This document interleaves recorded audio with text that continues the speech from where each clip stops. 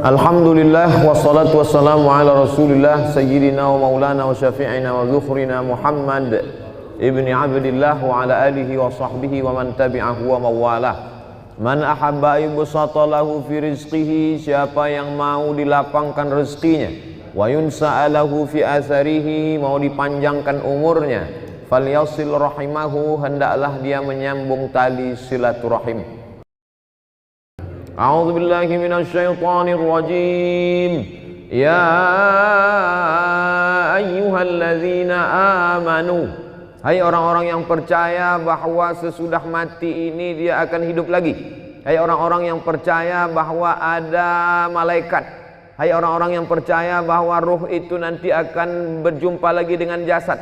Hai orang-orang yang percaya. Yang tak percaya tak dipanggil dalam ayat ini. Ya ayyuhalladzina amanu, hai orang-orang yang percaya bahwa Allah itu ada.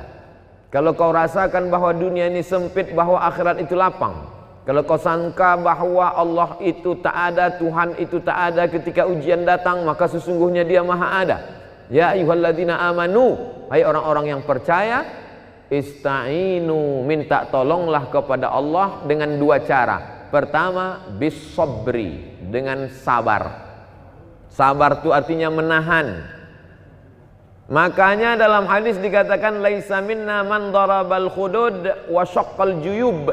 Siapa yang memukul-mukul pipi, menarik-narik rambut, bukan umat Nabi Muhammad SAW. Tak bisa dia tak bisa ditahannya tangannya. Maka siapa yang memukul-mukul pipi, menarik-narik rambut, maka bukan umat Nabi Muhammad SAW. Maka niyahah haram hukumnya. Meratap, lidah bisa ditahan, tangan bisa ditahan, tapi ada yang tak bisa ditahan, tetesan air mata. Maka ketika Ibrahim, anak Nabi dari Maria Al-Qibtiyah, meninggal dunia, menetes air mata Nabi. Sahabat bertanya, "Ama tarda ya Rasulullah? Apakah engkau tidak ridha dengan kematian ini ya Rasulullah?"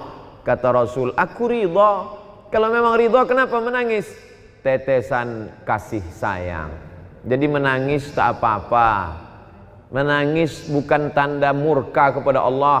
Saya pun sampai hari ini kalau nampak saya anak kecil, semalam ketika kita dari Masjid An-Nur mau masuk ke dalam mobil, datang ibu-ibu jauh membawa anak kecil. Tak bisa dia mendekat, saya panggil, "Bawa kemari." Yang teringat saya, begitulah dulu waktu saya kecil dibawa oleh almarhumah emak saya, mendekatkan kepada alim-alim ulama, asal nampak ustad, asal nampak tuan syekh, asal nampak habib, minta sapukan kepala, minta hembuskan. Jadi hari ini kalau nampak saya anak kecil, yang nampak saya itu bukan dia, tapi yang nampak saya adalah waktu saya kecil dulu. Air mata tak bisa ditahan, tapi tangan bisa ditahan, lidah sumpah serapah caci maki bisa ditahan. Pikiran yang mulai berkata kalaulah dulu, kalaulah dulu, kalaulah dulu, kalaulah dulu, maka kalau datang sekali lau, tutup langsung dengan ingat kepada Allah, karena kalau itu adalah salah satu pintu setan masuk. Kalau kita pun konsultasi sama psikiater, psikolog, mereka akan berkata jangan banyak berkalau-kalau, katakanlah qadarullah. Ini sudah takdir Allah Subhanahu wa taala. Innallaha katabal maqadir. Allah sudah menetapkan takdir 50 alfasanah, 50.000 tahun qabla an yakhluqas samawati wal ard. Sebelum Allah menciptakan langit dan bumi, Allah sudah memerintahkan qalam. Allah bersumpah demi qalam, nun wal qalami wa ma yasturun. Allah suruh qalam menulis, hai qalam, tulis takdir sejak alam terkembang sampai hari kiamat. Rufi'atil aqlam, pena sudah diangkat, wajaffatis suhuf, lembaran sudah kering. Tak ada yang bisa menolak takdir Allah Subhanahu wa taala.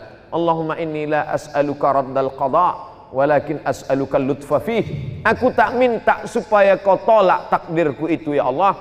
Aku cuma ingin kau berikan kelembutan pada takdir itu.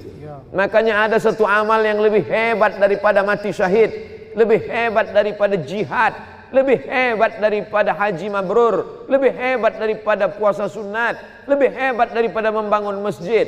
Apa amal itu? Ridha menerima takdir Allah Subhanahu wa taala. Makanya kata Imam Al-Qushairi dalam risalah Al-Qushairiyah, Aku tahu kapan Allah ridha kepadaku. Nah, itu bukti ridha Allah. Aku tahu kapan Allah ridha kepadaku. Dari mana engkau tahu Allah ridha kepadamu? Ketika aku ridha menerima takdir Allah, disitulah aku berarti diridhai Allah Subhanahu wa ta'ala. Setelah penghuni surga itu masuk ke dalam surga, salamun qaulam min rabbir rahim.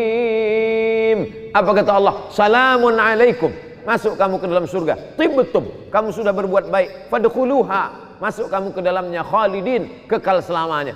Setelah mereka mendapatkan kenikmatan surga, jannatin tajri min tahtihal anhar, ada satu yang belum mereka dapatkan. Allah bertanya kepada penghuni surga, madza turidun? Kalian mau apa lagi penghuni surga? Penghuni surga menjawab, ada satu yang kami belum dapat ya Allah. Apa itu? Ridhaka. Orang yang mendapat surga belum tentu dapat ridha Allah, tapi orang yang dapat ridha Allah pasti dapat surga. Makanya di malam-malam Ramadan selalu kita minta, Allahumma inna nas'aluka ridhaka wal jannah wa na'udzubika min sakhatika wan nar. Tapi bercerita tentang ridha ini berceramah aja senang. Judul pengajian malam ini ridha, menerima takdir Allah, menggerakkan anak lidah yang senang. Tapi ketika sampai ke kita, beratnya minta ampun. Saya jujur sampai hari ini, meninggal almarhumah mak saya bulan Rajab Maret 2019, sampai hari ini. Dulu saya sangka dengan bergantinya hari, berubahnya musim, zaman bertukar, rasa sakit itu akan hilang. Setelah saya renung-renung, sakitnya itu hanya akan hilang kalau kematian itu datang kepada saya, barulah dia hilang. Jadi apalah yang bisa kita lakukan? Tak ada lain kecuali berserah kepada Allah Subhanahu wa ta'ala. Wasta'inu ya ayyuhalladzina amanu ista'inu bisabri. Yang pertama sabar. Yang kedua wassalah, salat. Berbanyak salat. Salat sunat tarawih sudah, salat witir sudah, nanti bangun malam salat sunat wudu, habis itu salat sunat taubat, habis itu sholat sunat tahajud, habis itu sholat sunat hajat, habis itu sholat sunat mutlak. Asal datang luka di hati, datang rindu, datang perih, datang sedih, maka ambil air wudhu. Suatu ketika Sayyidina Abdullah bin Abbas sedang dalam perjalanan, tiba-tiba di belakang dia tengok ada orang penunggang kuda kencang mengejar.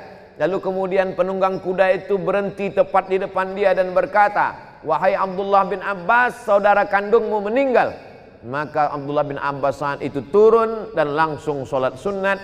Orang sehebat Sayyidina Abdullah bin Abbas yang didoakan Nabi, Allahumma faqihu fid din wa 'allimhu ta'wil, yang saudara Nabi, ayahnya dengan Nabi, berkeluarga langsung bernalir darah mereka satu darah dengan Rasulullah SAW. Tetap juga dia minta tolong dengan sholat sunat. Dengan sholat sunat itu kita sedang berserah diri kepada Allah. Inna sholati wa nusuki wa mahyaya wa mamati lillah.